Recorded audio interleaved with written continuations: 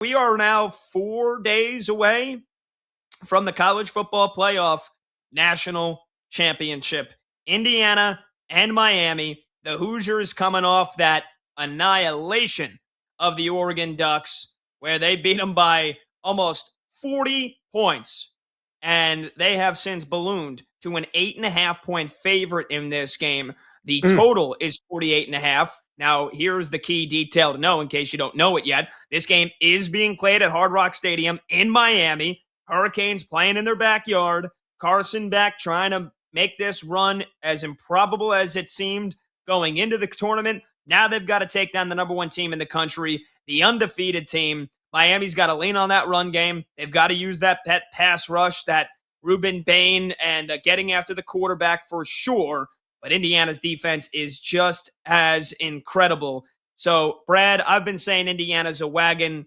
My early lean would be to take the points with them. I know it's a big spread, but I think they win this game by double digits, and we'll get into the X's and O's of it. But your initial thoughts, or now that we are a couple of days removed from the semifinals, how are you feeling about this game now that we're a couple of days away? I haven't budged a nanometer, man. I'm all in on Indiana. I've said it since midseason. I thought this team was built not only to win the Big Ten, but be a national title contender.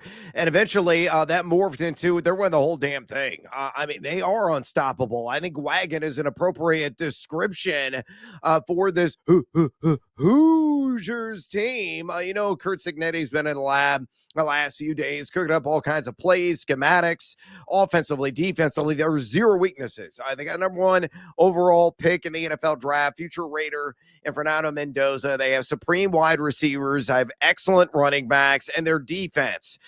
They're ball hawkish. They're everywhere, man. They just fly to the rock. They wrap guys up. They're very sound, high IQ. They beat you everywhere. They beat you in the trenches. They beat you downfield. They beat you on special teams. They win, and win again. Indiana's going to win by 10 plus, and I know Miami's a feel-good story. Well, the question I have for you, Pat, is I don't know if you've seen the secondary market for tickets for this game, but I was checking out StubHub and SeatGeek. Cheapest ticket that I saw to get in a Hard Rock for this game was $3,000. And I know a lot of people are thinking, well, it's a home game for Miami. It's going to be just nothing but Miami colors in the stands. I disagree. I got a feeling this thing is going to be at a minimum 60-40 Hoosiers to Hurricanes in those stands. They're going to be rowdy. They're going to be raucous. They might be slightly inebriated, but are going to be drinking at like 7 a.m. I mean, this is a monumental achievement. This is the apex of that program in history, which perennially has always been a doormat, and they have an enormous alumni base with a lot of money. Look at Mark Cuban. Look at John Mellencamp. Those fat cats are going to show up and show out, and they're going to back up the truck. So I think there's going to be a throng of red and white in the stands, and I dare to say it's going to be more like a road game from Miami on their own home turf. As much as I'd like to play devil's advocate, I think you're right. I think you're right. I think these folks, Indiana alum, like you mentioned, Mark Cuban, John Mellencamp, like pulling the purse strings here to maybe buy some tickets, buy a couple hundred tickets for some friends and family and fellow alum. Like, it's not like Indiana. This isn't like Alabama. It's nothing like Alabama. It's nothing like Georgia. It's nothing like a blue collar program, a blue blood. They haven't ever experienced this. So think about how many folks that went to IU Bloomington, which is a great school with a rabid fan base that it's been all basketball at Assembly Hall for the last several years. All of a sudden now, you got hundreds of thousands of folks that went to this school, State School of Indiana, that have been dying to see good football.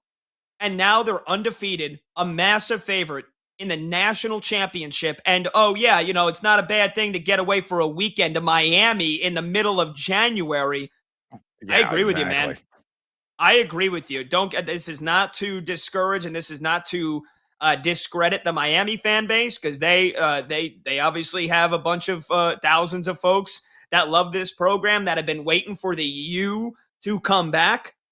But I think this is just more you and me showing adoration and realizing how many Indiana fans are going to be at this game. And I don't know, like, I don't know the demographics of people that went to University of Miami versus people that went to Indiana University and how much they make now and who can afford these tickets, who can't afford these tickets, right? I mean, it's a, what, 70,000, 60,000 seat stadium. So there's a lot of Yep. millionaires out there. And there's probably a good amount that went to Indiana and a good amount that went to Miami. I think in terms of the fans that are willing to dip into some life savings to buy a ticket to go to this game, like you said, the cheapest is $3,000. So we're talking about in the bleeds, you're paying $3,000. You want a decent seat, you're paying $6, $7, $10,000 for one ticket. I think folks that went to Indiana would be more willing to say, we've been waiting our entire lives for this. It is worth the trip. It's worth the flight. It's worth the hotel. I mean, that's a drop in the bucket compared to what the ticket is going to cost to go to this game. I think you're spot on. I think you flash around that stadium. I think you see more red than you see orange and green. I absolutely agree with you 100%. And that's going to play a major factor in this game as a result, because I think the players on the field are going to feed off that crowd energy throughout. And, this is why I think, in a way, and this is one of many factors, but in a way, I think this is something that is jumping that line at the moment. Again, open at 7 at BetMGM, and now it's up to 8.5. I mean, it was 7.5 about 24 hours ago. I would not be shocked, Pat, by kickoff. This line is 9. 9.5, could approach 10. Indiana's been unstoppable. Look, I'm not trying to discount, not giving any credit to Miami. They're an outstanding football team, outstanding defensive team. They're number 7 in EPA per play D on the season for all of the right reasons. Carson Beck has been brilliant. Brilliant. I know he was wildly erratic in the regular season, but he has been awesome in the postseason. But Indiana is a different beast, a different animal, and they are hungry, and they're going to go out there and prove it. And Curt Cignetti is a gosh darn mastermind. Why Mario Cristobal is going to be, pushing his coaching staff away in a prime moment, wanting a hug, saying, "Get the F off of me." Like, I'm not a big fan of Mario Cristobal and his general approach. I think he's way too over the top, way too plugged in. And that could be a negative thing. Cignetti with those Grinch-like stares on the sidelines. He is going to be breaking down and dissecting that Miami scheme all game long, and he is going to take advantage, and they're going to win going away, and they're going to score the cover as well. Yeah, I agree. So, I mean, look, I think there's a couple of big things to look at that even the casual fan can, even if you've only watched the college football playoff games, you can kind of get in on here. And the phone number to join is 310-840-4910. Like, is this as much of a coaching mismatch as you and I think it is? Because I think Mario Cristobal, what he wants to do and the way they've coached these games in the playoffs is they want to lean on their defense and they want to play it conservative, right? They actually were a bit more aggressive in the game against Ole Miss than I thought they would be. But if it's 4th and 2 at their own 45, I don't think they would normally go for it. Now you're in a position where you have to get outside of your comfort zone, right? Especially if we think this game's going to go if this game goes as we think it will, where Indiana's in front. Miami can't afford to be conservative. So if Mario Cristobal has got to be the guy that has to be aggressive, that has to go for it on almost any 4th and short situation, is that something that his team, that he can be comfortable doing, that his coordinators are comfortable doing? Is they're going to have to play outside of their comfort zone. They're going to have to play a different brand of football in terms of the approach than they normally want to. Whereas if Indiana's down, I still think that they can toss the ball, they can throw it. And if Indiana's up, obviously we've seen them up in games all year long. They'll continue to run it. The defense will continue to feast, and they'll continue to generate mistakes. If Miami's down 2 scores, are they built to come back? Because they basically try to hide Carson Beck up until this last game for as long as they can. If they have to lean on Carson Beck to get them back into a game, I just don't think that that's a strategy that is going to pay off for them. And if Mario Cristobal has got to be aggressive, I just don't think that's the way this Miami team is built. They've been built to win close games, to suffocate the clock, to sit on the ball, run the ball, and rely on that defense. And I think Indiana can basically say, all right, well, we're going to beat you. We'll beat you at your own game. We'll beat you at our game. It don't matter. So I really do think this is a big coaching mismatch. I think Cignetti's going to coach circles around Mario Cristobal.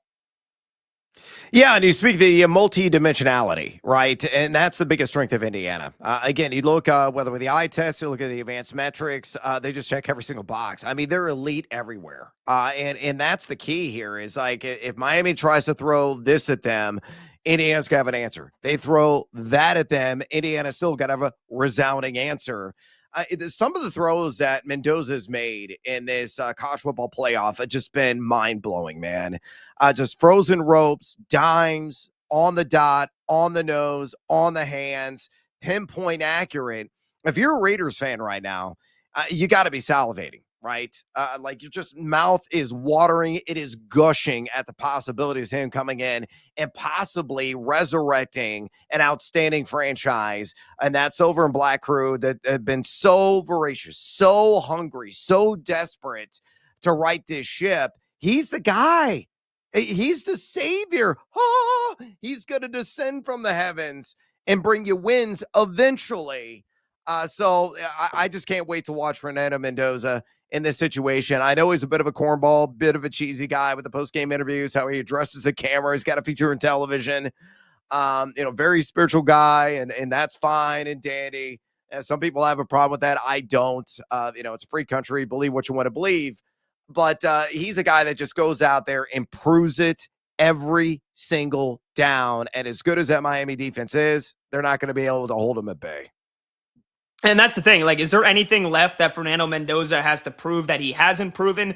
Do we think he's capable of like tossing in a clunker like the game that Dante Moore had? I think you and I both agreed like Fernando Mendoza was rightfully the number one pick in terms of the odds going into that. And we thought he would outplay Dante Moore. I don't think you or me thought that Dante Moore would melt down as much as he did. Like, is Fernando Mendoza even capable? Like, what's his floor? We know what his ceiling is. It's being able to make any freaking throw, 30 yards, 15 yards in the air, back shoulder. He can use his legs. Like, he's got every weapon in the bag, but what's his floor? Like, if Fernando Mendoza has a bad game, the first thing I think of is the game at Oregon, where he threw a pick six, didn't play all that well, and they still won on the road by 10. So, like, if Fernando Mendoza has a bad game, what does that look like? I still think he can have one of the worst games he plays all season and still outplay Carson Beck, because when we look at the other quarterback, Carson Beck, who's, sixth year, seventh year, is this a guy that is all of a sudden peaking here? Or was the performance that he had against Ole Miss, where he silenced a lot of the critics and a lot of the doubters in that final drive, 15 plays, 75 yards, he runs it in for the game-winning score, is that just a one-off? Or can now Carson Beck against a defense that is even better, one of the best in the country in Indiana, is he capable of replicating that? I think Fernando Mendoza can have a bad game and still outplay Carson Beck. Yeah, that I agree with. I just think Beck, had a lot of success because Ole Miss was far more vulnerable defensively. Indiana's just not. Again, as I told you, I mean, they're going to challenge, they're going to contest every single pass. They're dudes around, they got active hands, they're Johnny's on the spot, really high in terms of execution, really high in terms of their football smarts, just really well coached, and they're cohesive. And, they check the ego at the door. They just go out there and play, and they make plays. And this is no, discounting and, trying to rake Ole Miss over the coals at all. But look at the advanced data. It tells you everything you need to know. Again, that Hoosier defense, top 4 in the country, EPA per play defense. Ole Miss entering last week's game, they were outside the top 20 in that category. Good defense, not extraordinary, not an exceptional defense. Indiana is. So I think Carson Beck is going to get cut down to size. Again, as awesome as he's been in this postseason, Indiana just brings different looks, different blitzes, different packages, and I think he's going to be bewildered at times. He's going to make some mistakes, make some miscues, and that will lead to Miami's undoing and lead to Indiana taking advantage and Indiana getting a sizable lead that they simply will not relinquish. They are going to be national champions. I wish you and I were on opposite sides of the tracks here so that I could at least feel like a little reservation before Monday night. But you and I are pretty much all systems go on the Hoosiers. We're aligned. And Like, I know our guy Joe De Leon was on with us yesterday. He likes Miami. At least keep it somewhat close. Keep it within the 8 points. I disagree.